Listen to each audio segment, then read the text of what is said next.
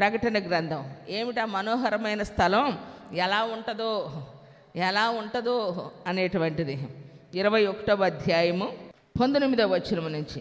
ఆ పట్టణపు ప్రాకారపు పునాదులు అమూల్యమైన నానావిధ రత్నములతో అలంకరింపబడి ఉండెను. మొదటి పునాది సూర్యకాంతపు రాయి, రెండవ పునాది నీలము, మూడవ యమునా రాయి, నాలుగవది పచ్చ, ఐదవది వైఢూర్యం, ఆరవది కెంపు, ఏడవది సువర్ణరత్నము, ఎనిమిదవది గోమేధికము, తొమ్మిదవది పుష్యరాగము, 10వది సువర్ణ సునీయము, 11వది పద్మరాగము, 12వది సుగంధము.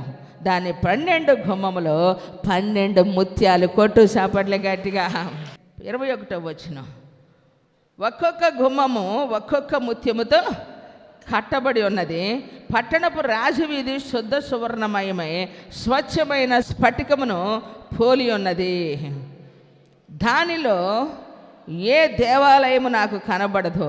సర్వాధికారి అయిన దేవుడగు ప్రభువును గొర్రె పిల్లయు దానికి దేవాలయమై ఉన్నాడు. అబ్బా, కొట్టు చాపట్లే గట్టిగా.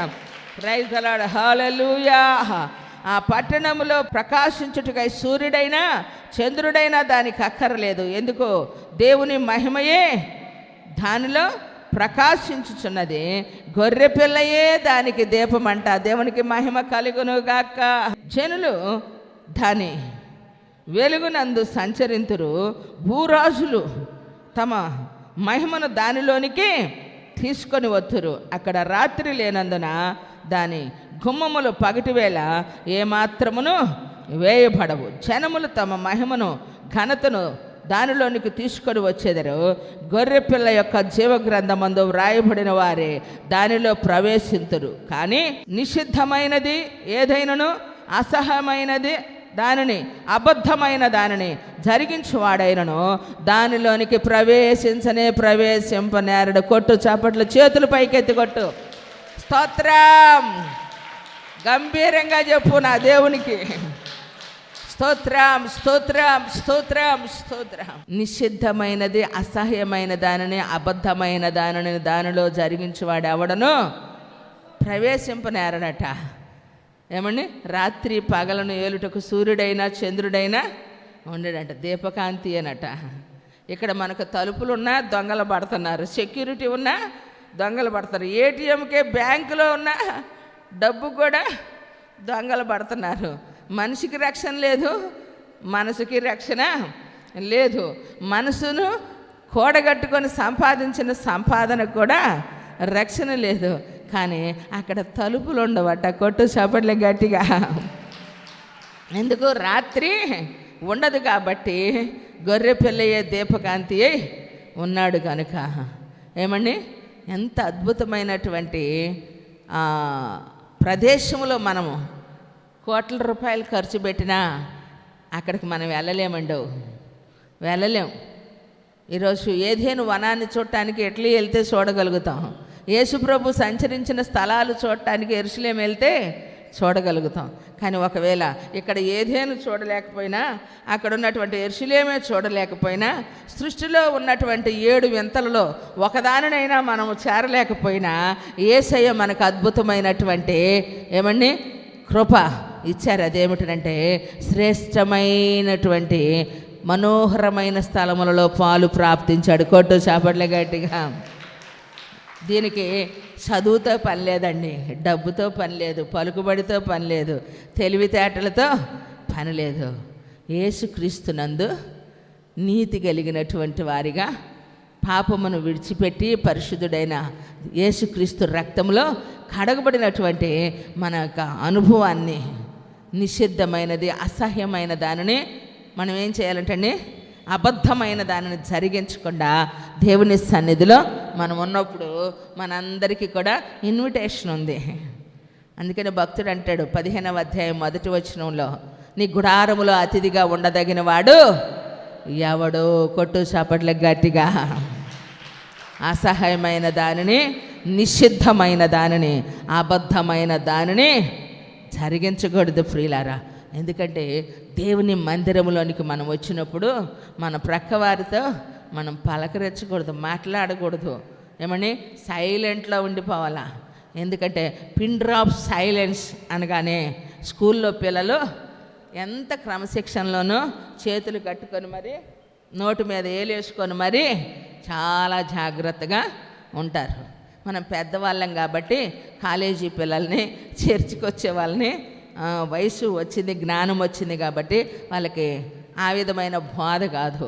మనల్ని మనం కంట్రోల్ చేసుకోగలిగినటువంటి విధానంలోనికి దేవుని సన్నిధిలో ప్రియులరా మనం ఉండాలి.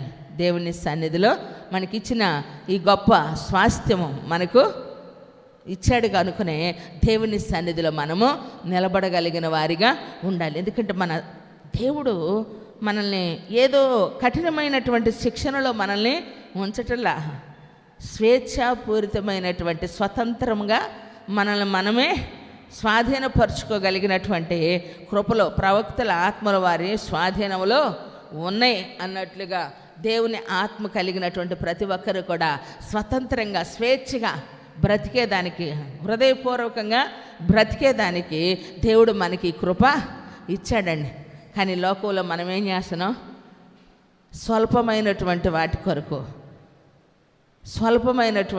కొరకు క్షణికమైన వాటి కొరకు, క్షయమైపోయేటువంటి వాటి కొరకు మనం రోజు ఆలోచిస్తూ దిగులు పడి చింతపడి చేయగలిగేది ఏమీ లేదు, సాధించేది ఏమీ లేదు.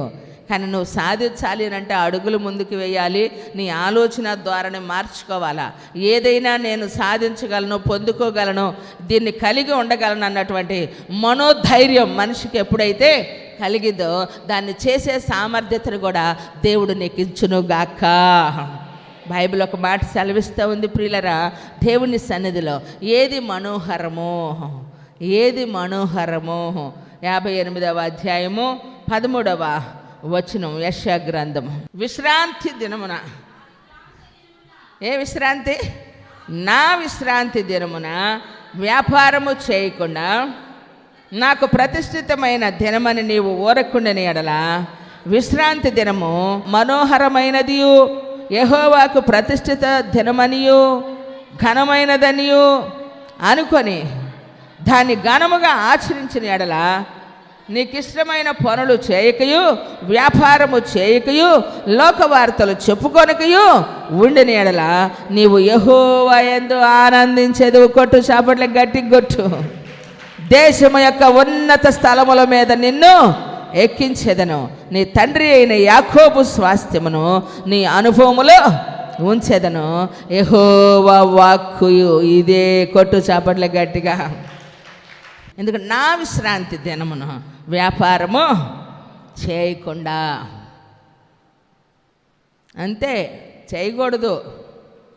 దేవుణ్ణి మనం కలిగి ఉండాలి. నువ్వు వ్యాపారం ఎందుకు చేస్తున్నావు? సంపాదన కోసం. ఉద్యోగానికి వెళ్తున్నావు ఎందుకు? డబ్బు కోసం. పనికి ఎందుకు వెళ్తున్నావు? అవసరతల కోసం. అయితే నీ అవసరత నీ డబ్బుతో తీర్చబడదు. ఉగ్రత దినమందు ఆస్తికి అక్కరకు రాదండవు, నీతి మరణము నుంచి రక్షించింది ప్రియులారా. దేవునికి మహిమ కలుగును గాక. ఉన్నతమైన దేవుని యొక్క సన్నిధిలో ఉన్నటువంటి నీ జీవితంలో దేవుని యొక్క ప్రేరణ నీలో కలగాలి. ఆయన ఆలోచన ధోరణి నీ జీవితంలో మార్చబడాలి అని అంటే అద్భుతకరుడైనటువంటి దేవుని సన్నిధిలో ఆశీర్వాదకరంగా బ్రతకాలి. దేవునికి మహిమ కలుగును గాక. చూడండి, డబ్బే ప్రాధాన్యమైతే లోకమే నువ్వు స్థిరం అనుకుంటే చక్కని మాట ఉంటుంది. 27వ వచనంలో సామెతల గ్రంథం, లోబి తన ఇంటి వారిని ఏం చేస్తాడంట? బాధపడతాడు. స్వతంత్రంగా బ్రతకలేరు, తినలేరు, కట్టుకోలేరు, ఉండలేరు, సంతోషంగా ఉండలేరు. ఎందుకు? లోభత్వం. ఇది తింటే, అది కట్టుకుంటే, ఎక్కడికి వెళ్తే అది తెచ్చుకుంటే ఏమైపోయింది? కడుపు నిండా తినలేరు, కంటారా నిద్రపోలేరు. కారణం డబ్బు, లంచం. అందుకని మనము లంచము ఉండకూడదు. ఎవరి యొద్ద మనం లంచము పుచ్చుకోకూడదు ప్రియులారా. ఇవ్వకూడదు. ఒక మాట చెప్పాలంటే పుచ్చుకొను కూడదు. ఈరోజు ఎన్నో విధాలుగా ఖర్చు పెడితే ఎన్నో పొందుకునే అవకాశాలు ఉన్నాయి. సమస్యగా ఏదైతే ఉందో దాని నుంచి బయటపడే అవకాశాలు ఉన్నాయి. కానీ ఏదైనా దేవుడు చేయాలా, మనం చూడాలా. కొట్టు చాపట్లే గట్టిగా.